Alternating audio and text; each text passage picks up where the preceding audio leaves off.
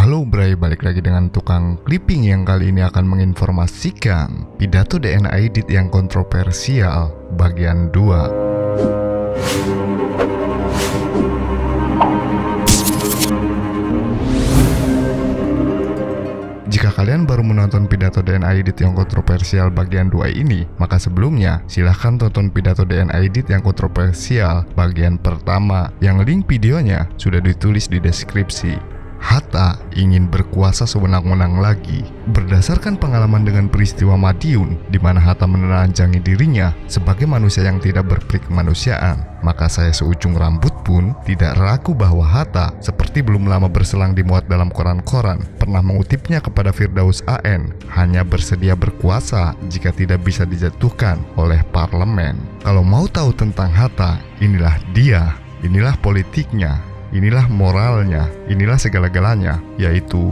seorang yang mau berkuasa secara sewenang-wenang. Sebelum dilanjutkan, jangan lupa tekan tombol subscribe di channel Tukang Clipping. Hatta sama sekali tidak menghargai jerih payah rakyat yang kepanasan dan kehujanan antri untuk memberikan suaranya untuk parlemen kita sekarang. Lebih dari itu, ia juga tidak menghargai suaranya sendiri yang diberikannya ketika memilih parlemen ini. Orang yang tidak menghargai orang lain sering kita temukan di dunia ini, tetapi orang yang tidak menghargai suaranya sendiri, ini keterlaluan. Hatta ingin berkuasa kembali tanpa bisa dijatuhkan oleh parlemen. Ia mengimpikan masa keemasannya di tahun 1948.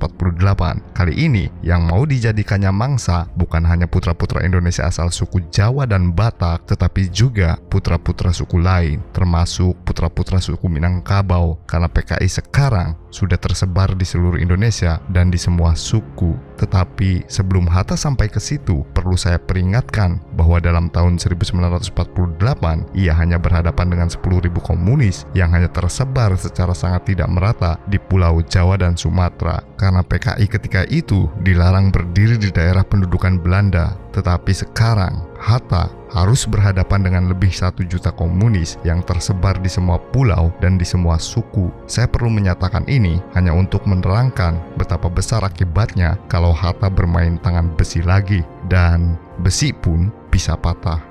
Saya yakin bahwa tiap-tiap orang yang mempunyai peran tanggung jawab tidak ingin terulang kembali tragedi nasional seperti peristiwa Madiun itu dari pihak Partai Komunis Indonesia, seperti sudah berulang-ulang kami nyatakan dan sudah menjadi pelajaran di dalam sekolah-sekolah, kursus-kursus partai kami. Kami ingin dan kami yakin bisa mencapai tujuan-tujuan politik kami secara parlementer. Kami akan menghindari tiap-tiap perang saudara selama kepada kami dijamin hak-hak politik untuk memperjuangkan cita-cita kami. Tetapi kalau kepada kami disodorkan bayonet dan didesingkan peluru seperti dalam peristiwa Madiun, juga seperti selama peristiwa itu, kami tidak akan memberikan dada kami untuk ditembak bayonet dan ditembus peluru kaum kontrarevolusioner. Kami, kaum komunis, tidak ingin mengganggu siapa-siapa selama kami tidak diganggu. Kami ingin bersahabat dengan semua orang, semua golongan, dan semua partai yang mau bersahabat dan bekerja sama dengan kami untuk hari depan yang lebih baik bagi tanah air dan rakyat Indonesia. Walaupun di hadapan kantor pusat Masyumi di Keramat Raya 45 Jakarta terpajang dengan jelas papan front anti komunis, jadi anti kami, anti saya, dan anti kawan-kawan saya. Tetapi kami kaum komunis tidak akan ikut gila untuk juga memajangkan papan front anti Masyumi, apalagi front anti Islam. Kami tidak akan membiarkan diri kami terprovokasi oleh pemimpin Masyumi ini. Saya pribadi tidak mau diprovokasi oleh kenalan nama saya, Saudara Muhammad Isa Ansori, pemimpin akbar front anti komunis. Berangsur-angsur, rakyat Indonesia berdasarkan pengalamannya sendiri menjadi makin yakin bahwa bukanlah kaum komunis yang anti agama, tetapi sebaliknya, sejumlah pemimpin partai-partai agamalah yang anti komunis dan menghasut anggota-anggotanya supaya anti komunis. Rakyat Indonesia sudah mengetahui bahwa dalam soal pemerintahan, kami menginginkan terbentuknya pemerintah persatuan nasional di mana di dalamnya duduk 4 besar, jadi termasuk PKI dan Masyumi bersama-sama dengan partai-partai lain. Ini akan kami perjuangkan terus, walaupun sampai ini hari, saya kira Masyumi belum mau karena masih mengikuti apa yang dikatakan oleh pemimpin Masyumi, Saudara Muhammad Nasir, dalam Muktamar Masyumi di Bandung bulan Desember 1956.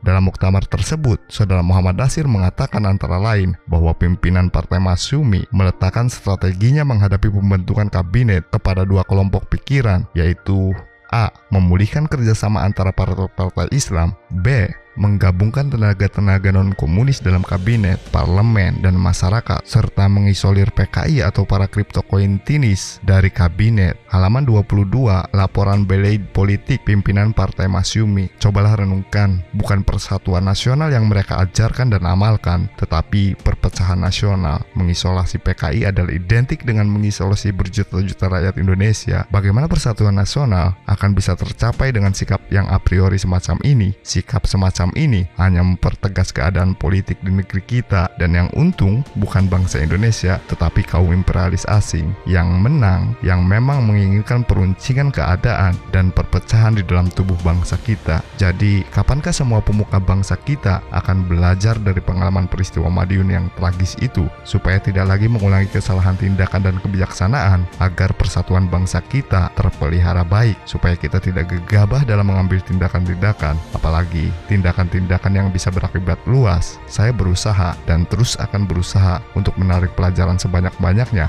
dari pengalaman sejarah itu. Demikian Bray, pidato DNA Hidit yang kontroversial bagian 2. Hatta ingin berkuasa sewenang-wenang lagi. Bagaimana pendapat kalian? Nantikan bagian 3-nya di video selanjutnya.